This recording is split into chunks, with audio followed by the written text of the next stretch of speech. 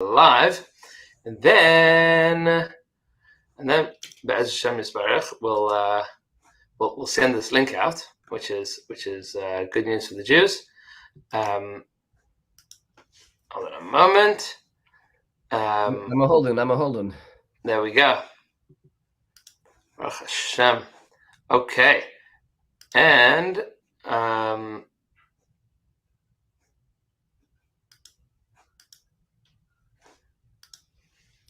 think this is good. All right, and then we can send this out to the Zoom Chavra.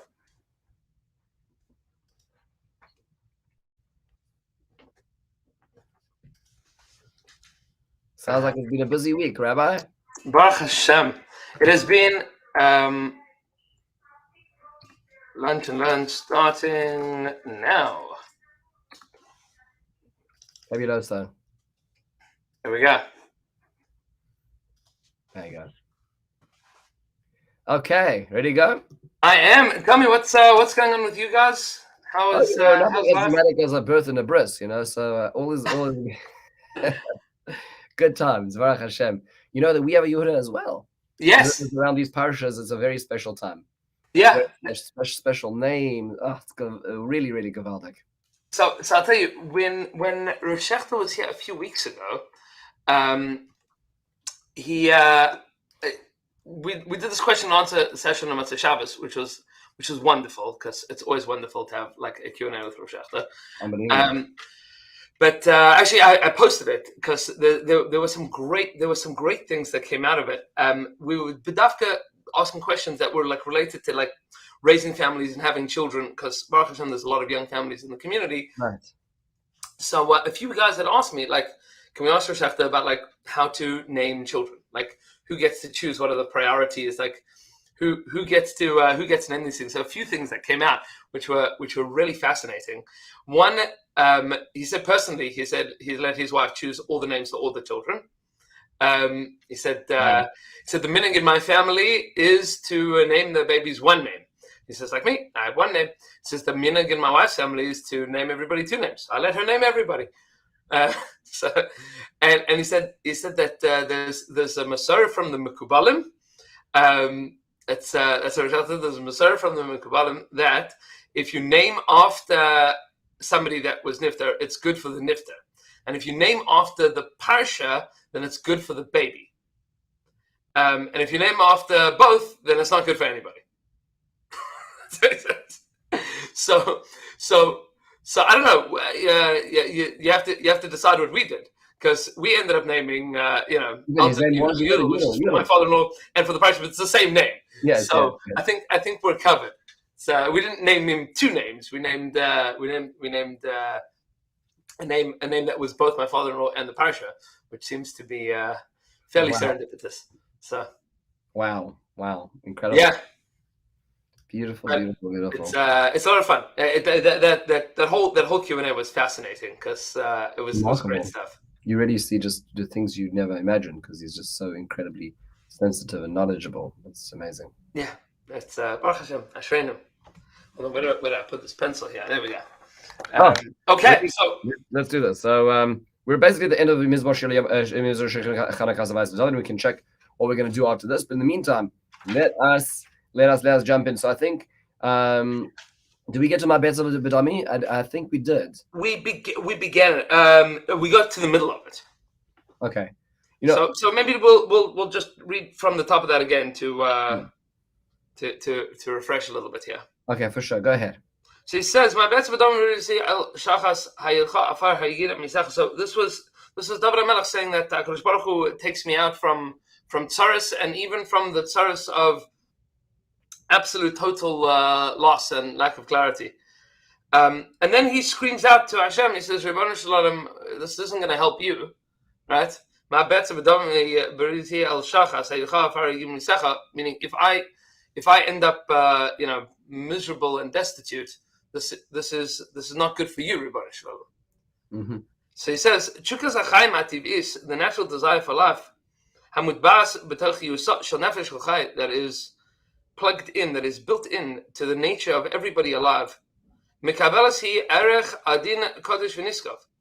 accepts within it, receives within it a value that is subtle and sweet and transcendent.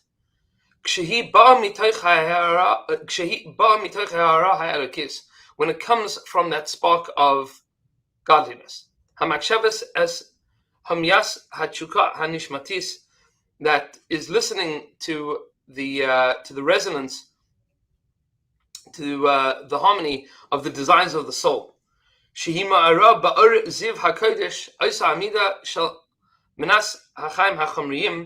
That is that is that's illuminated with the same radiance, corresponding with physical existence, meaning that which the soul experiences is in direct correlation to how alive a person physically is.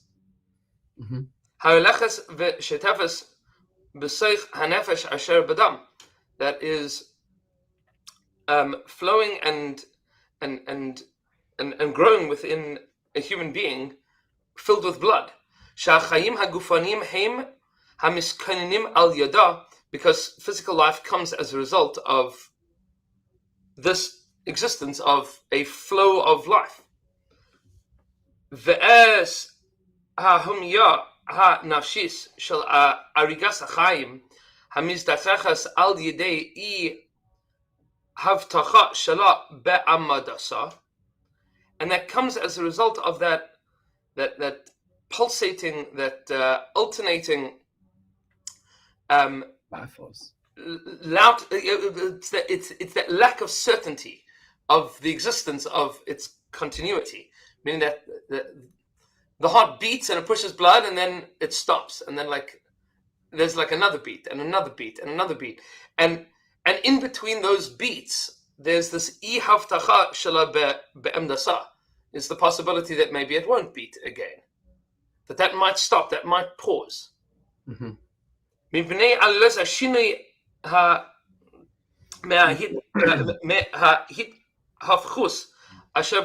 That comes as a result of those changes that exist within the world, and that which could turn in a moment to a point of anger.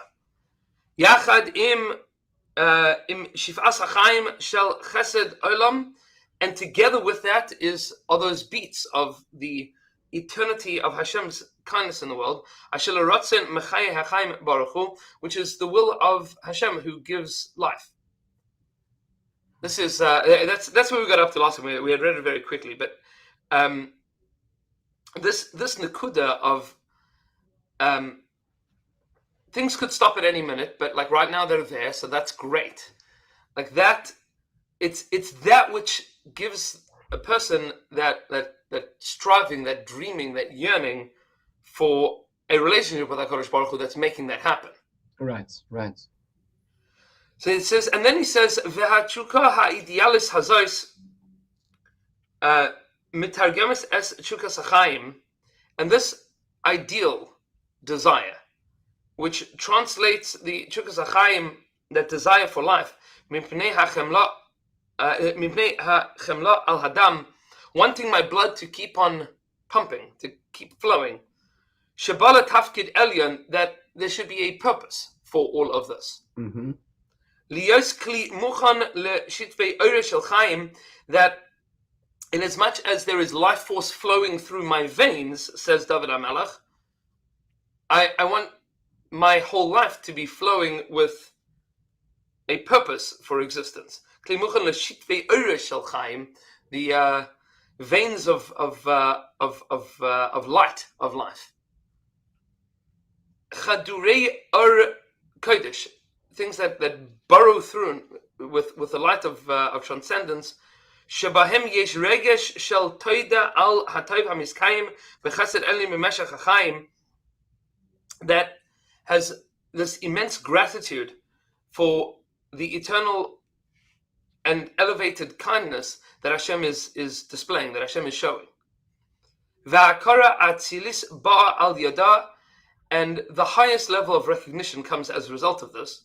להכרת המושגים ברמי מושכל ואמיתת קדושת הוויעשי העליונה, that comes as this lofty and elevated understanding of the truth of the transcendency of Hashem and His eternal existence, in everything that He does in the light of His kindness, and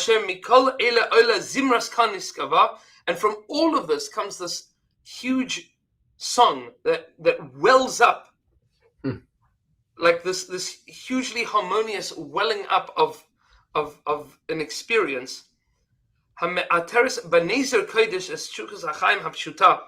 That crowns and adorns that very basic desire for life. That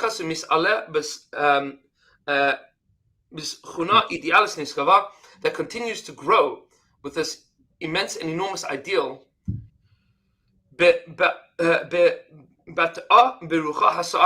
That comes as an expression of this stormy spirit. Wow, such a powerful description of like this will to life.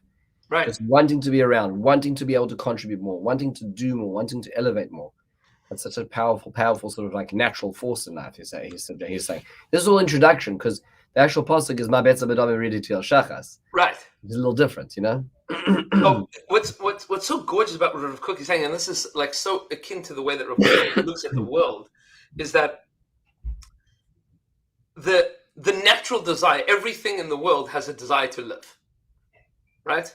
All things have this desire to live, and all things have this desire to continue to live, which is why, like, the most basic desires that every living organism has is to consume things and to reproduce, right? Those are the two things that make a person able to continue being alive, right? I consume, I take things in, and that makes me live. And then I have the schus to procreate, and that continues me beyond me. Those are like, and that desire of like blood pumping through my veins, like I want to be alive, that is shared by everything. Says Rav Kook, what David HaMelech is experiencing here, clearly what Rav Kook is experiencing here, is that desire to live is elevated by like a higher level desire, which is just as tangible and just as real, which is that, meaning just as blood flows through my veins and screams, and I scream, I want it to continue, so the light of Hashem is flowing through me, and I want it to continue. Like, yes. Blood flowing through my veins is just a mashal for the Or Hashem flowing through each of us.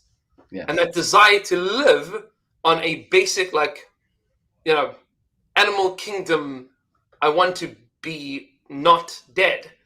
That feeling is translated by spiritual seichel and a neshama into that much higher and much loftier desire. Beautiful, right? The spiritual will to live, right? Which is just as real for Rav Kook. In fact, arguably more. I mean, you need to obviously, you know, train yourself to know that this is what you want. You know what I'm saying? So it's much easier. The gross desires of being a human being or a physical being are much louder and call much more, so to speak, in real terms than these. So it requires a sensitivity to oneself, to one's real nature, to know what one really, really wants, or that desire to be alive, or for what purpose, right. Like, you know. That's you find this sometimes, that there's people that like know that this is, artists, musicians sometimes feel that. Yeah, much more, right? Right, like if you tell an artist that they can't do art anymore, they'll say like lama zechai, like cutting off a part of the you know. That's like that is who I am. I live to express that. That's that, like a musician that cannot play music anymore. That's I read this was a really heartbreaking article that a couple of months ago. There's a woman who is a professional, like she's a restaurant critic, and that lost her taste and smell due to COVID. Right. Like her whole life is tasting food. That's like the whole world is, and she can't do it. That's horrible. That's yeah. So sometimes a person feels that, like that the nature of who they are, like, is blood flowing through their veins for Rav Kook, and he says this for all of us. But suddenly he felt this, and suddenly David HaMelech felt this Yes. in ways that we can't imagine, is to feel the Or of Hashem flowing through, which is, it defines as this Rucha HaSayar, this raging storm. What is this raging storm? Is the cry, Ma betze b'dami b'ridasi el shachas, hayucha afar. What good would it be, Ma betze b'dami, right? What good would it be for my blood? B'ridti el shachas, if I would go down to the pit. Hayucha afar, would the dirt know you? Meaning, hayuchol regesh hachayim hamiskasher im hakars hatova shel meshach hachayim. Would this feeling of life that is connected so deeply to this recognition of where all life originates from, ha'alul lifasid, that is liable to be lost. I could lose out on this. Lulei arech hastacha elyon, if not for your eternal light, for your kindness. Hayagid amisecha shehu oid lemala mimidas haregesh. Would this recognition be able to be achieved beyond, meaning this recognition is beyond what I can feel. It's a higher level than physical emotion, physical tactile engagement. Hameduma lefi erka shel hatova hamiskabelas ela haares hanefesh be'achana lehis alais aroim ha'elyon shebachemdas hahatzatza shel or Hashem chavoday hamalei kol. Meaning, if I cease to exist, says David HaMelech, so hayadcha afar hayagid amitecha, then that which is not alive in me is also part of your world that now becomes that which is medume. Medume lefi erka shel hatova hamiskabeles. That feeling that I have will no longer be able to be expressed. That desire to feel your light and life within me. That doesn't happen if I'm not alive anymore. There's no container for that, essentially. Right. And then he says, "Va'achuka adino zu." This, at least Rav Kook admits that this is a very sublime and subtle feeling. Right? It's a very sensitive approach. Halachas rotzav v'shayv, that runs forwards and backwards, which is obviously a remez to the Nevi'im, which is a remez to the whole world of Rabbi Nachman, speaking about rotzav v'shayv. Besides chukas hachayim hativ'is, within natural life, me'afechas osa le'eden ganim malei hadras kodesh, transforms life into the sweetest garden filled with the beauty of transcendence. That's pretty profound. Yes. Meaning, David HaMelech is saying, Ribbon Shalom, I'm not going to have, you're not going to have somebody feeling what I'm feeling if I'm not feeling it. Wow. That's how important we are, in every person is in this equation. Right. Pretty incredible. That's it. Yeah, it's unbelievable. Sometimes you feel, oh, how consequential am I? Rav Kook's way of saying it is only one person who can really be doing what you're supposed to be doing. This call, this feeling of life right now, right here. Right. Meaning that flow of life that David HaMelech says comes from you through me to this world. Let me carry on doing it for you. Right. So here he says, yes, sorry. So it's not going to happen. Like, it's true. It's true that there will still be that desire for life that exists for everything. But my experience of it won't be there. Correct. And my uniqueness, which relates to not just to my physical, instinctive life, but my spiritual, emotional life, which is only me. That's pretty awesome. Beautiful. Like, and that David HaMelech gets to say that to Hashem. We all get to say to Hashem, Ribbon Shalom, there's like something that like I appreciate. And it's so interesting. It's I suppose this is the whole mahalach that this whole sugya has gone. is that it's not just that there's something for me to give to the world. It's not. This isn't like martyrdom. Like give yourself over for the Rebbeinu for the world. That's true in our activities. David Melech is saying is that through my life and my experiences and the way that I connect to you and relate to you, I understand you in a way that no one else understands you because my life is a different life. Mm-hmm, mm-hmm. So nobody else can experience you in my life aside from me. Yep. And that is something that the world deserves to have. That you, Ribbon Shalom, deserve to have in the world, is my understanding of you. Wow. It's pretty profound. So it gives one a sense of self, you know? Yeah. Yeah. Let's do one more paragraph. We can slip it in here. Yeah, now, I think so. Now understanding my relevance in the world. So he says, Shema Hashem v'choneni, Hashem heye ozerli. So you say this, it's a beautiful song, that Hashem listen to me and give grace to me. Hashem be my support, my help. So it explains Rav Kook, Omnam me'ureves hi teshukas ha'chaim v'amada ha'chomris v'kiyum ha'chaim ha'gufaniyim. The desire for life is dependent on the bodily, we'll call it instinctive desire for life. And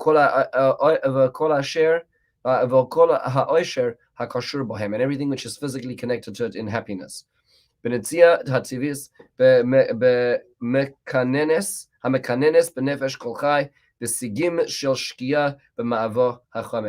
sort of built into the algorithm of being alive, being a material being that's alive, is that we want to carry on being alive. We want to fight to be alive. אבל האידיאליות הנשגבה שבתוכה היא שוכנת עמוק בקירה. The idealism of wanting to be alive for more than that is buried deep inside of us. ועל פי שההומיה של אהבת עצמו החומרית היא מרחשת לפעמים עד שקשה להקשיב אס הוד הקול של שוקת הקודש, שמופיע כזיק טוהר בתוך התשוקה החיונית. So it's a very loud will to life that a person has physically, that desire to get what it is necessary to life and to live. And in that noise, you sometimes hear like a little spark, a little something of the spiritual will to life and being more than that. Purpose, which is very, very sort of less frequent. Aval Hashem hayodea kol taluma is Hashem who knows all the hidden things. And goes down into the depths of the soul, the complexity of the soul. He listens to the inside, the internal idealistic self, which comes to the desire for the light of life of holiness, which is buried in the innate will to life. Because this little spark that one feels, which is really filled of holy light, and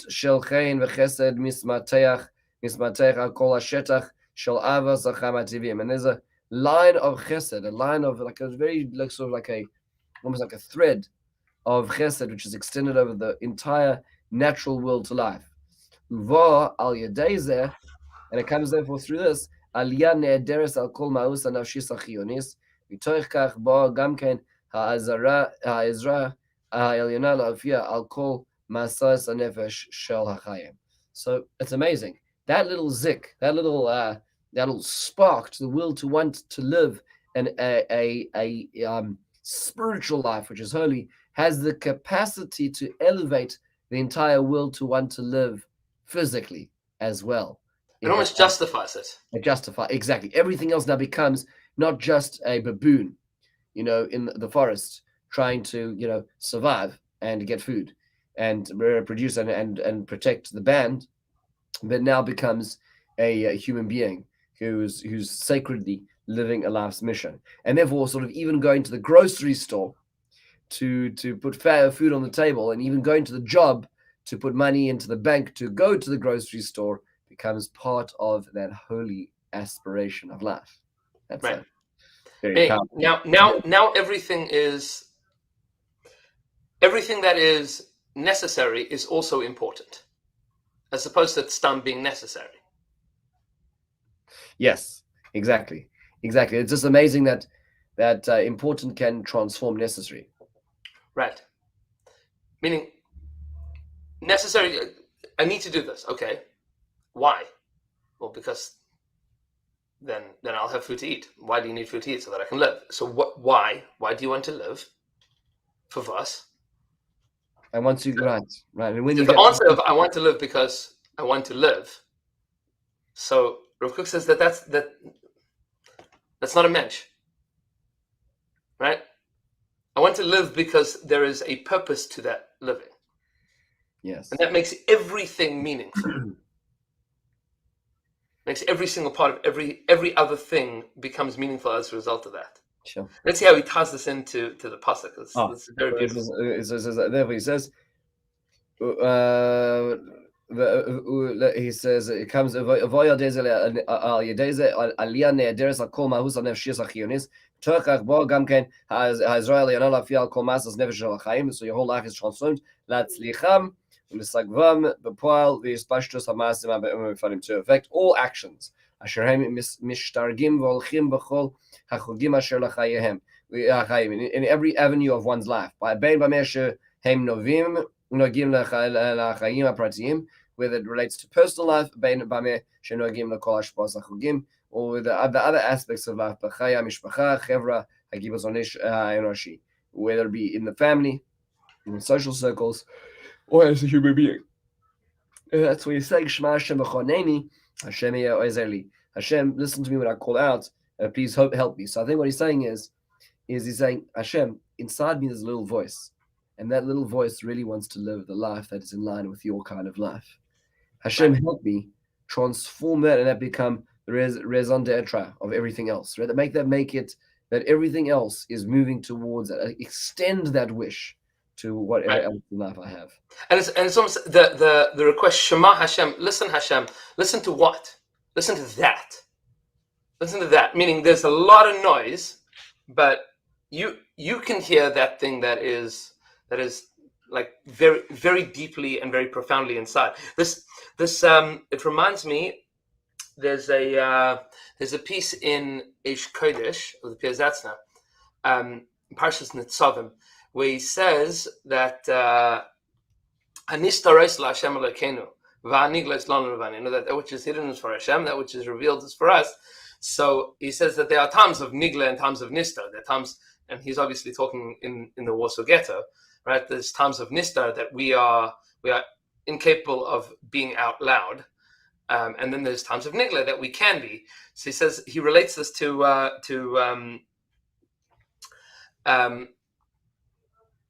Shema Hashem, that there's two voices. There's a voice that's audible and a voice that's inaudible. So the Piazatzna there relates it to the voice that is that. When we can be out loud and celebrating being in a beautiful community of Yiddishkeit versus when we are hidden. I would argue that maybe Rav Kook would say it differently. Is that there's two voices. There is a voice that there's